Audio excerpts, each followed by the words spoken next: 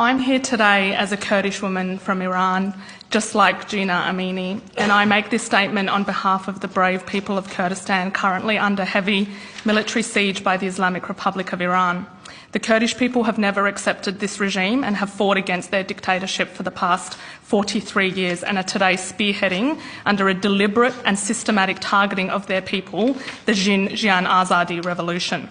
I dedicate this to them, and I am wearing my red Kurdish clothes today to honour Gina's life.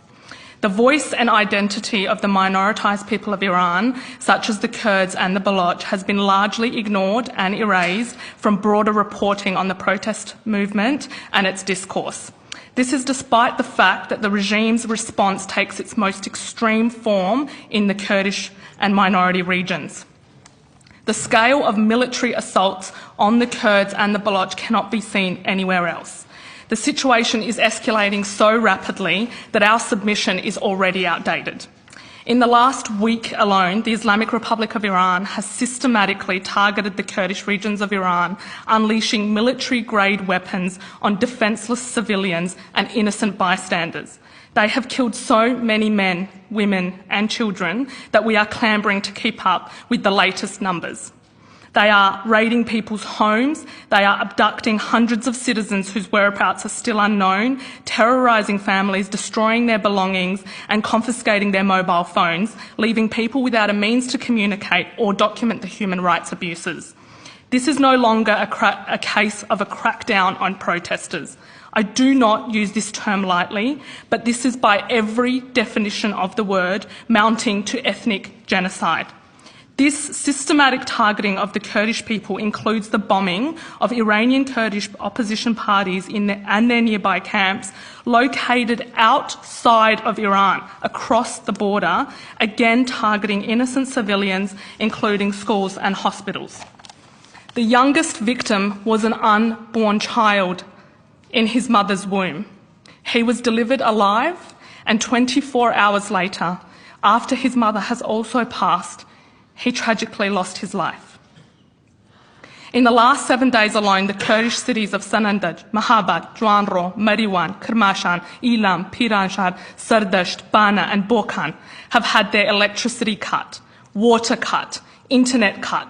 Reports are coming in of water and food supplies being poisoned, the use of machine guns, recent reports of the use of nerve gas. And this is all being compounded by the lack of medical supplies in the region, hospitals being blocked by military personnel, the abduction of dead bodies and not allowing families to hold burial services for their loved ones.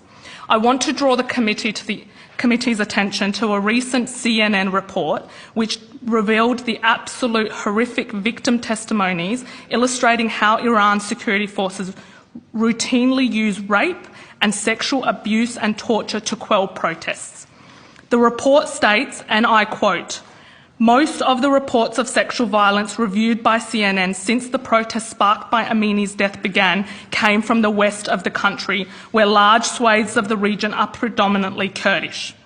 The report states that despite the risks of reporting these claims, the incidents CNN learned about and corroborated almost all occurred in Kurdish regions. I will save this inquiry from the horrific details of the report, except to share this one story, where CNN received the audio testimony of a 17-year-old boy who said he and his friends were raped and electrocuted in detention after they were arrested in the protests. And this is merely the beginning.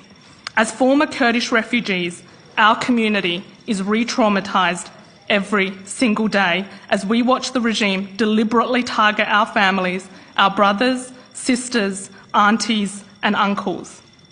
Every day we wake up and scroll through the confirmed names of the dead from the night before, looking for the names of our families and their faces.